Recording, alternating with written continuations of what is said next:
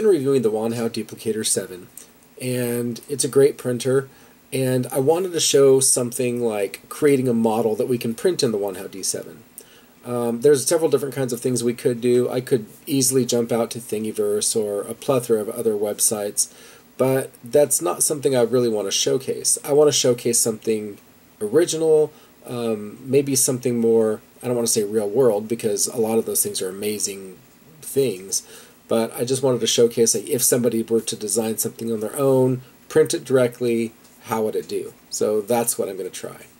I'm also going to take the opportunity to introduce Fusion 360 if you haven't had a chance to see it yet. It's a free tool by Autodesk.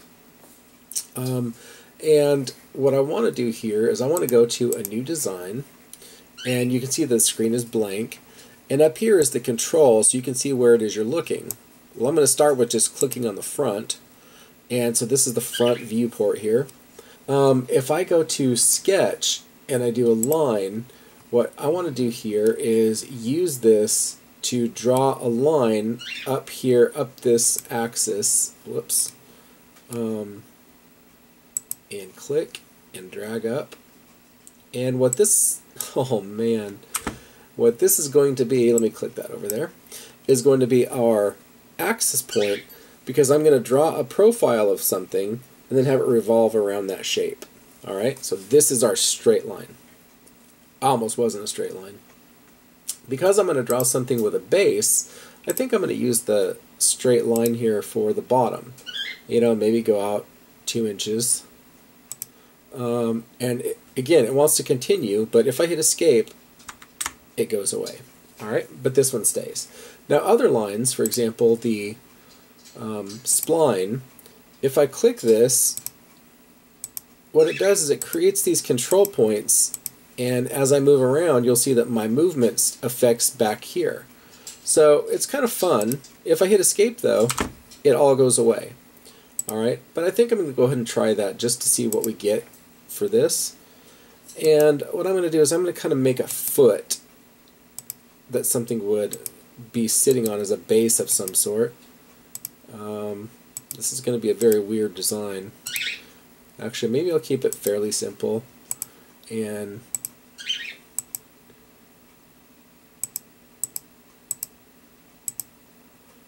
let me zoom out a bit and drag down.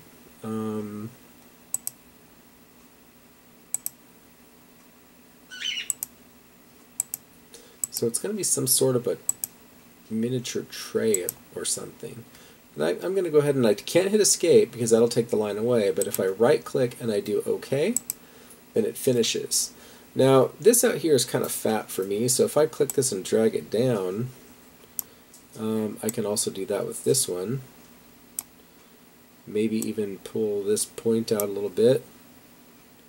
And you can see that the nice thing about this is you can still adjust things after you've got your print, your model ready, before you actually revolve things. And in fact, I may go ahead and move some of these up too, so we can get more of a, well, that's definitely not a wine glass shape, but we'll see what we can get. Drag that out a bit, drag this up here, that means I'm going to have to move this one. It's kind of a weird shape, but whatever. So I've got that. And now what I would like to do is I would like to turn this into a 3D model. So if I click up here on Create and I go to Revolve, it wants to know first, hey, what's your profile? It sounds like a dating thing, but and I'm going to go ahead and click over here, and you'll see it turns blue. Now the next thing is it wants to know my axis. So if I click Axis and click the line out here, bam, I have a model, a 3D model that I can now save and use to 3D print. That's good. I'm going to go up here to File, Save, give it a name like New Goblet, even though it's not really a goblet, Location, New Folder, Examples. Boy, this is clever. And Save. Okay, so I closed before I showed people how to save this as an STL file. It's not exactly intuitive, So I want to show you here. What you do is you go up to File, and then there's an option that says 3D Print. Alright, then what you're supposed to do over here is, like, I set this for high refinement, and then I unchecked the box that says Send to 3D Print Utility, because what it did want to send to is one of these things, Mesh Mixer or whatever I've got. Alright, so I uncheck that, and then you click OK, and it sends it to you, or it lets you save as a STL file. Alright, so then what you can do is you can open your your program. So for example, if I wanted to open my creation workshop and load this now, and my goblet, alright, so it's laying down there. It's pretty tiny. Alright, so what I'm going to need to do is scale it up, and maybe if I do 200% again, and I also, let me move this around so I can see. Alright, now I get to choose how I want to print this, and it just all kind of depends. I haven't printed a lot on the Duplicator 7, but I would probably want to rotate. And if I rotate 90 degrees, I could print from the bottom of the cup, and that might actually be a good idea. That'll just kind of be a base. So now what I need to do is I need to move it up the z-axis here. Whoops, not minus, plus. Let me see if we've got this here all the way down to the ground. What I will do is I will connect to my printer. Whoops, I have to turn my printer on first. Okay, you'll hear the hum come up. And then I will click the connect button, and you'll see this thing light up over here once it's connected. So this is something it does sometimes, and I've had issues where I've had to turn on the printer and then restart the computer so that it connects to the right COM port. So I think that's probably what's happening. So I'm going to restart my computer and be back in a minute. Okay, so I didn't have to restart my computer. What was happening was I had my USB cable unplugged. Anyway, I'm leaving that in here because that's something that people should remember to check. Alright, so I'm going to go ahead and connect to the printer here. Alright, I'm going to open up my goblet again. I'm going to scale it up again.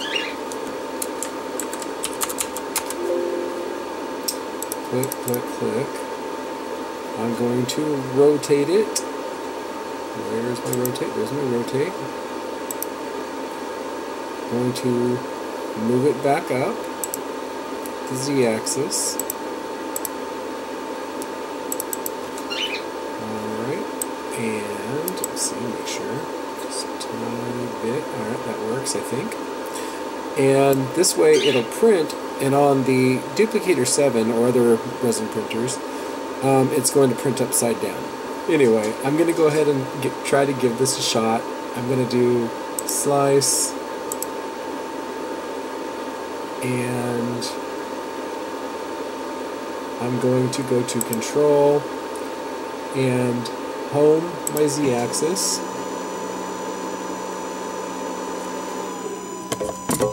And when that's done, I am going to begin printing. And I'm hoping to get something set up so we can do a stop motion so we can watch it print. We'll see how this works.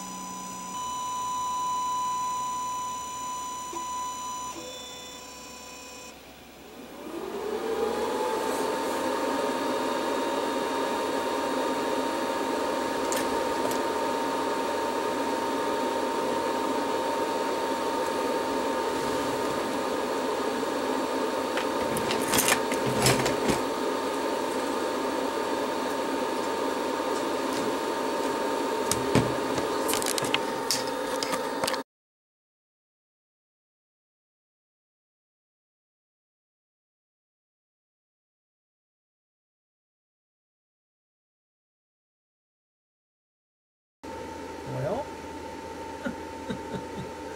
it's not exactly what I expected.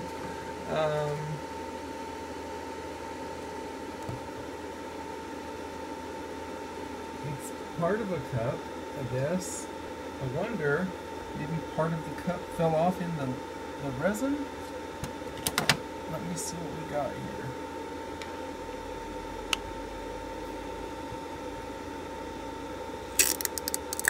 Something happened. That's odd.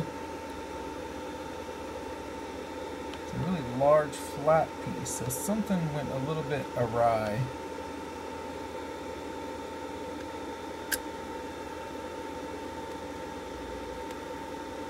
It's a long piece. I'm wondering if something opened up over the top of the UV.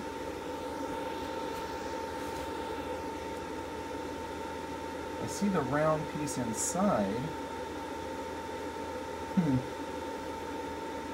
Well, that's a failure. Again, I'm just not good at resin printing. I'm getting a paper towel here. I'm going to have to reach under to support it. Let me see if I can raise my Z-axis up even more. Just a little bit so you can see it.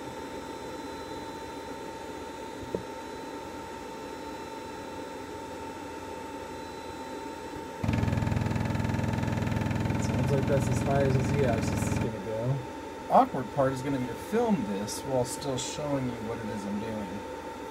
Alright, so we'll try this from a different angle to see if I can do this any better. I have a feeling it's going to be rough to do this while filming it. What I'm going to do is I'm just going to take off the build plate. I don't like messing with the build plate because it's messy, first off. So what I need to do is get my rubber gloves, nitrile gloves, I guess. I'm going to open up my rubber gloves. Let's put that to the side for now. And get my gloves on. And we'll try to get through the process of what you do after a print. Alright? I'm using my phone so I can move around here. So the video and the audio is going to be not as good a quality, and I apologize for that. There's a definite process when you finish a print on a resin printer. You're supposed to avoid contact with skin with the resin, so I generally don't worry too much about it, although no, I probably should. And there's a process where you're supposed to have a place that you can hold the parts. So I have this small cardboard box and some paper towels and rubber gloves, and I'm going to detach, sorry for the close view, the build plate. It detaches pretty easily, but you can see how the thing is still wet. It still has resin on it, and the whole thing is kind of covered in it. So you can see it dripping, and this is what it would be doing on your desktop. That's why you have to have something to put it in. Alright, so if I can get my scraper to go under the model, and this is one of the places I have the most, whoa, and it goes right on my desk. On my mouse pad, actually. So here we had the bottom of the cup. Alright, oh, there we have the bottom of the cup, and you can see it's got the same shape, and this would have continued upward. I'm not sure what happened in there to make the thing go a little off. So I'm dropping this down with my tool and my build plate. I'm grabbing my napkins, making sure that I don't have any drips of resin on my desk. And I'm going to take it into the bathroom, and I need to get my alcohol bath, which sounds nice about now, and I'll be back in a minute. I'm going to take the stuff in there. We're going to rinse off the pieces with soap and water, the tool, the build plate, and rinse the piece off here in the alcohol bath. Actually, while I'm here, this is a bath filled with isopropyl alcohol, and I'm going to take my build Even though it was not a successful build, I want to show you what you do. All right, and I drop the piece into the alcohol, and close the kit up here, and then I'll screw down the top.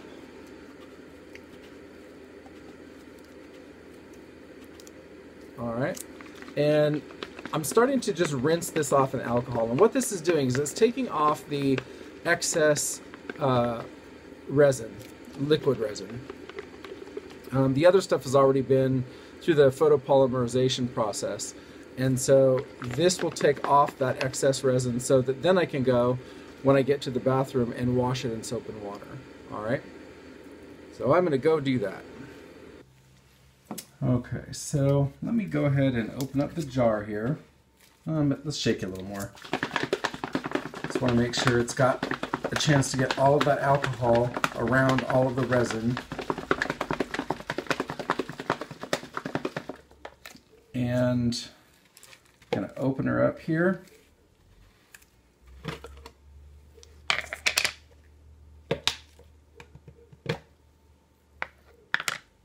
And my piece still feels a little slimy, so the sliminess is the resin, the liquid resin that is on there. It's a really kind of gross feeling.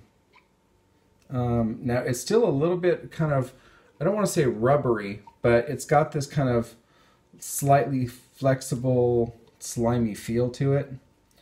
And I'm basically rubbing some of this resin off. Try to rinse a little more of it. All right, and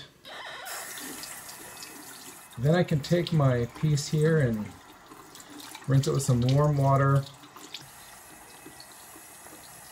I think I'll put a little soap on there just anyway.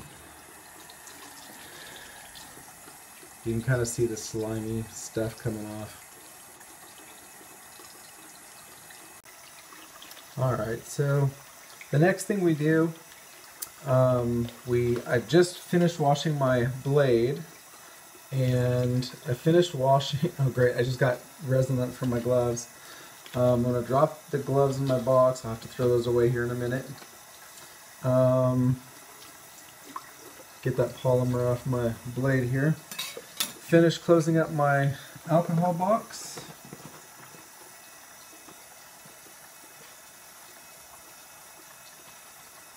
Make sure it's nice and tight so it doesn't evaporate. So that's nice and tight. Put that back in the box. And now I have this piece, the finished piece, which again is not really finished.